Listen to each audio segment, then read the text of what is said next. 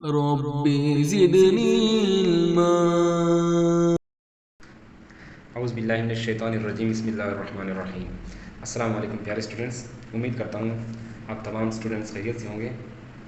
अच्छा, जैसा कि आप लोगों को पता है कि हम पार्ट्स ऑफ स्पीच डिस्कस कर रहे हैं। अभी हम आखिरी एक दो टॉपिक्स पार्ट्स ऑफ स्पीच के रह गए हैं, तो आज हम पढ़ने जा रहे हैं प्रेपोजिशन।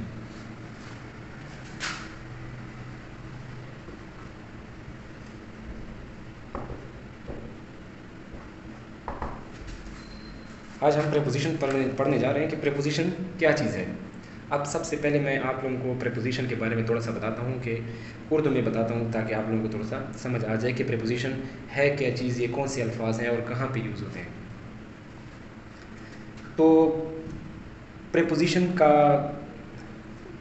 को हम सादा तरीके से इस तरह समझेंगे कि वो अल्फाज जो नाउन या प्रोनाउन को दूसरे अल्फाज या जुमलों से कनेक्ट करता है, आपस में मिलाता है, प्रेपोजिशन कहलाएगा। यानी एक सेंटेंस है हमारे पास, आई गो स्कूल। ये सेंटेंस है सही, लेकिन ये आपस में मतलब कि वो मज़ा नहीं आ रहा इस फिक्रे का। अब प्रेपोजिशन का क्या काम होता है, मैंने आपको बोला कि वो दो अल्फाज या अल्फाज को जुमले से आपस में मिलाता है, खूबसूरती पैदा करता है। तो आई गो स्कूल, मतलब तो इसका सही है, अगर मानी इसकी खींचे तो मतलब तो सही है, लेकिन इसके अंदर प्रेपोजिशन नहीं है, तो ये जुमला गलत है। तो ये जो टू है ये क्या कहलाएगा, प्रेपोजिशन कहलाएगा। ये मैंने आप लोगों को सादा सी समझाने के लिए एक मिसाल दी है। अब हम आते हैं इसकी तारीफ की तरफ। Preposition are words that like conjunctions connect a noun or pronoun to another word in a sentence. समझ आ गई? Connect a noun or pronoun, यानी नाउन और प्रोनाउन को जुमले में दूसरे अल्फाजों से मिलाता है। यानी जिस तरह आई गो टू स्कूल, यानी गो के साथ जो है ना और स्कूल के दरमियान टू आ गया, तो आपस में उनको मिला लिया है।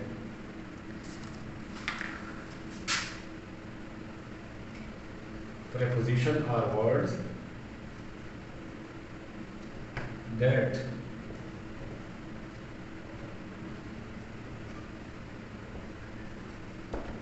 like conjunctions connect a noun or pronoun to another word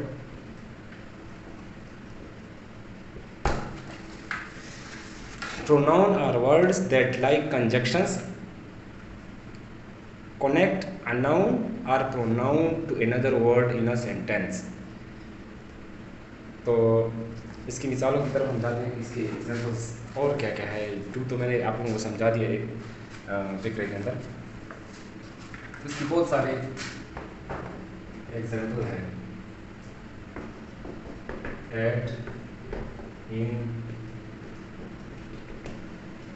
during, by, for, since, from, till, until, before, after. तो ये सारे जितने भी मैंने लिखे हैं ये सारे प्रेपोजिशन है।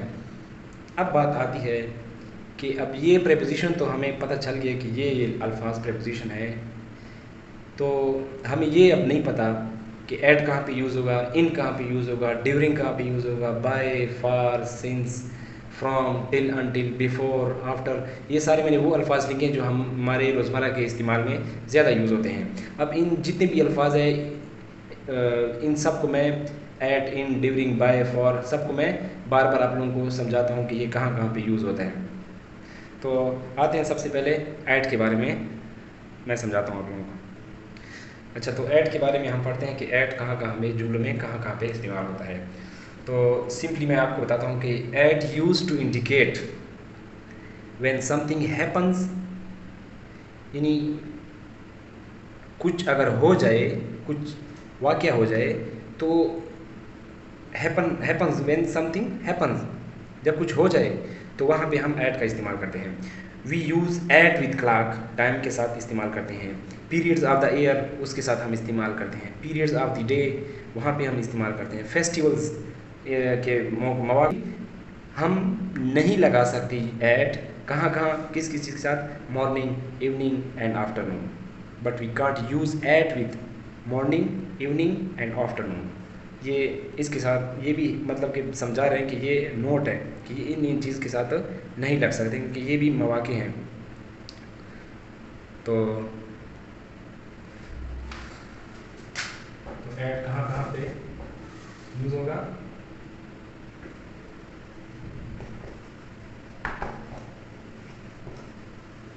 समथिंग हैपन्स, इसके बाद क्लॉक के साथ इस्तेमाल होगा। ये कोई किसी को हम टाइम बता रहा है, मतलब कि टाइम के साथ ही इस्तेमाल होता है, वक्त के घड़ी घड़ी के वक्त के साथ। पीरियड्स ऑफ द ईयर और पीरियड्स ऑफ द ईयर और डे, यहाँ पे यूज़ हो सकता है। फेस्टिवल में यूज़ होता है, एटसेट्रा। लेकिन नोट ये है कि morning, evening and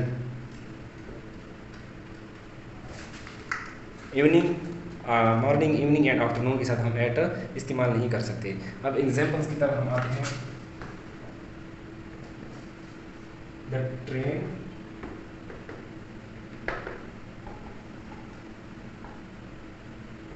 left eight 8 o'clock। ये आगे हमें 8 बजे, यानी बजों के साथ हम एट का इस्तेमाल करते हैं। The train left eight 8 o'clock, यानी ट्रेन ने अपना स्टेशन 8 बजे छोड़ दिया है। इसके बाद he came at the weekend. इसी तरह she marriage at the age of 20, ये मतलब कि फेस्टिवल के तौर पर आ गया है। तो अभी हम चलते हैं इनकी तरफ के, इनका इस्तेमाल कहाँ कहाँ पे होगा, कहाँ कहाँ किस किस जगह सेंटेंस में यूज़ होगा। अब बारी आ गई इनकी कि इन कहाँ कहाँ पे यूज़ होता है। तो in use to indicate the period of time, ये ऐड के साथ भी मैंने यही बोला था, लेकिन period of time in which something happens, we use in with centuries, सदियों के साथ हम इस्तेमाल, सेंचुरीज के साथ, सालों के साथ, ईयर्स, सीज़न के साथ हम इस्तेमाल करते हैं। अब इवनिंग, आफ्टरनून और मॉर्निंग के साथ ऐड तो यूज़ नहीं कर सकते, लेकिन उनके साथ फिर यूज़ क्या करेंगे, उनके साथ इन यूज़ करेंगे। समझ आ गई बात? तो आइए लिखते हैं कि कहाँ कहाँ पे इन का इस्तेमाल होता है।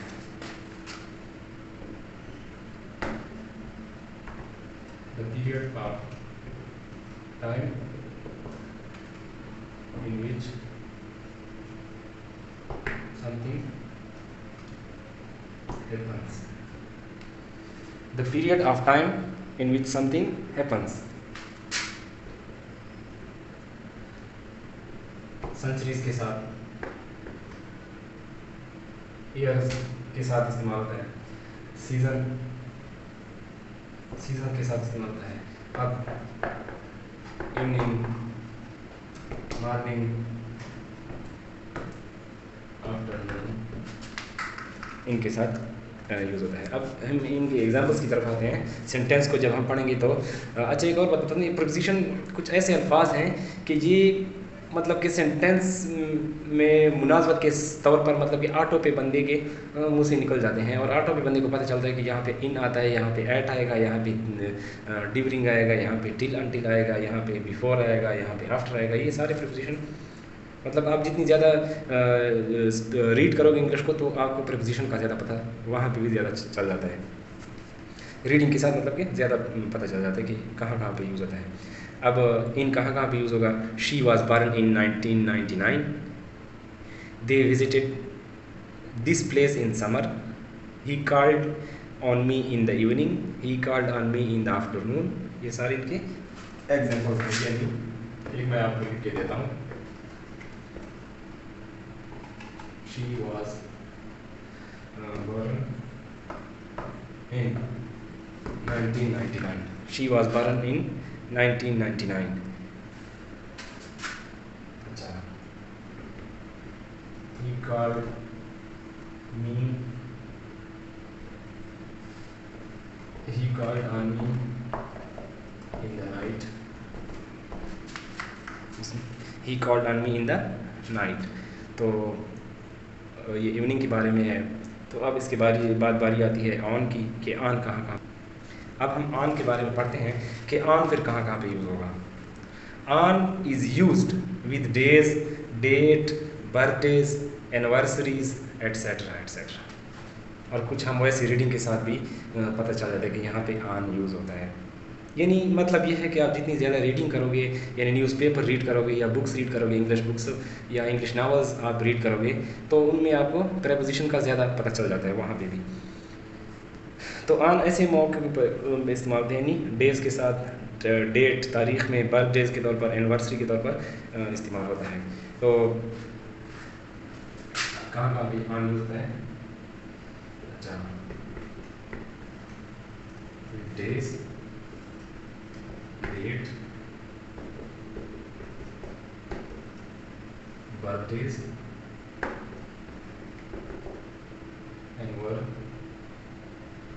anniversaries, etc etc। इन ऐसे मौक़ों पे ऑन का इस्तेमाल होता है।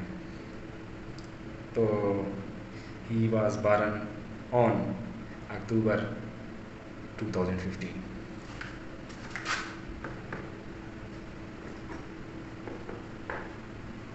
He was born on 25 October 1999। ये एक एग्जांपल आ गया। तो हम कहते हैं ये डेट के साथ आ गया, डेज़ के साथ। ही वाज बॉर्न ऑन संडे, ये ऑन डे के साथ आ गया। तो बर्थडे के साथ किस तरह आएगा? वी आर नहीं, बर्थडे के साथ।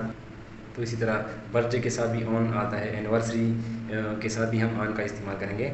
तो उम्मीद करता हूँ आज के लेक्चर के बारे में आप लोगों को अच्छा खासा पता चल गया होगा। और ये जो बाकी प्रीपोजिशन रह गए हैं, इसके बारे में अगले टॉपिक में डिस्कस करेंगे इंशाल्लाह। अभी वीडियो तो लंबी हो गई, इसलिए मैं स्टॉप करता हूँ और अगले वीडियो में इंशाल्लाह बाकी प्रीपोजिशन का के बारे में डिस्कस करेंगे। अपना ख्याल रखिएगा। अल्लाह हाफ़िज़। रब्बी ज़िदनी इल्मा।